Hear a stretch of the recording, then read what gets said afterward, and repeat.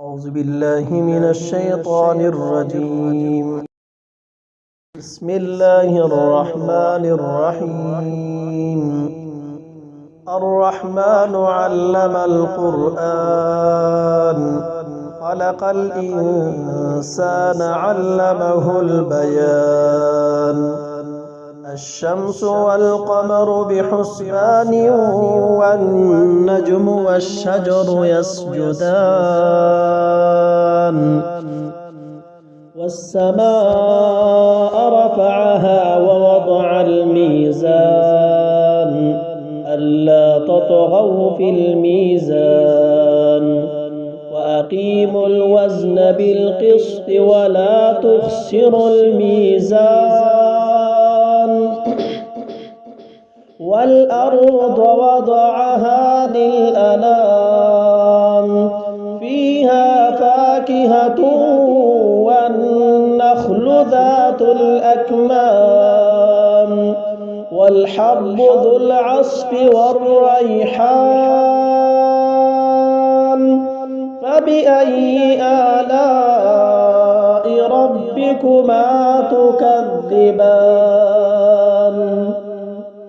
خلق الإنسان من صلصال كالفخار وخلق الجان من مارج من نار فبأي آلاء ربكما تكذبان رب المشرقين ورب المغربين فبأي آلاء ربكما تكذبان مرج البحرين يلتقيان بينهما برزخ لا يبغيان فبأي آلاء ربكما تكذبان يخرج منهما اللؤلؤ والمرجان فبأي آلاء ربكما تكذبان وله الجوار المنشآت في البحر كالأعلام فبأي آلاء ربكما تكذبان كل من عليها فان ويبقى وجه ربك ذو الجلال والإكرام فبأي آلاء ربكما تكذبان يسأله من في السماوات والأرض كل يوم هو في شأن فبأي آلاء ربكما تكذبان سنفرغ لكم أيها الثقلان فبأي آلاء ربكما تكذبان يا معشر الجن والإنس إن استطعتم أن تنفذوا من أقطار السماوات والأرض فانفذوا لا تنفذون إلا بسلطان فبأي آلاء ربكما تكذبان يرسل عليكما شواظ من نار ونحاس فلا تنتصران فبأي آلاء ربكما تكذبان فإذا انشقت السماء فكانت وردة كالدهان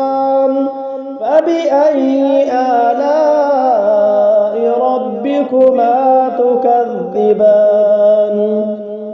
فيومئذ لا يسأل عن ذنبه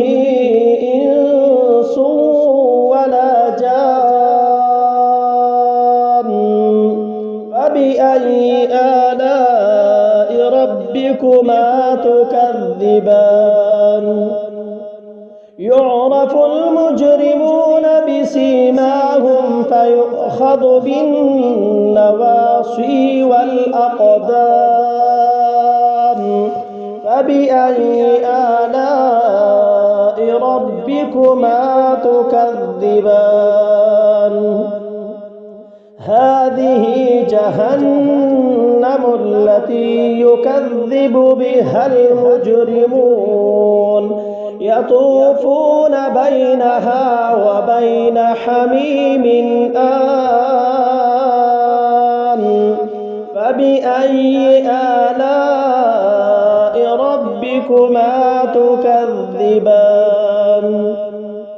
ولمن خاف مقام ربه جنتان فبأي آلاء ربكما تكذبان ذواتا أفنان فبأي آلاء ربكما تكذبان فيهما عينان تجريان فبأي آلاء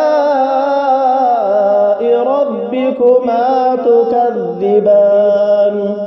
فيهما من كل فاكهة زوجان فبأي آلاء ربكما تكذبان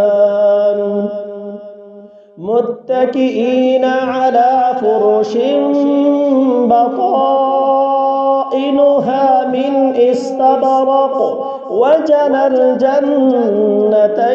دان فبأي آلاء ربكما تكذبان فيهن قاصرات الطرف لم يطمثهن إنس قبلهم ولا جان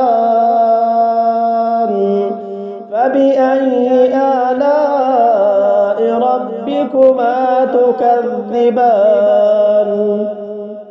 كأنهن الياقوت والمرجان فبأي آلاء ربكما تكذبان هل جزاء الإحسان إلا الإحسان فبأي آلاء ربكما تكذبان ومن دونهما جنتان فبأي آلاء ربكما تكذبان مدهامتان فبأي آلاء ربكما تكذبان فيهما عينان نضاختان فبأي آلاء ربكما تكذبان فيهما فاكهة ونخل ورمان فبأي آلاء ربكما تكذبان فيهن خيرات حسان فبأي آلاء ربكما تكذبان حور مقصورات في الخيام فبأي آلاء ربكما تكذبان لم يطمثهن إنس قبلهم ولا جان فبأي آلاء ربكما تكذبان متكئين على رفرف خضر وعبقري حسان فبأي آلاء ربكما تكذبان تبارك اسم ربك ذي الجلال والإكرام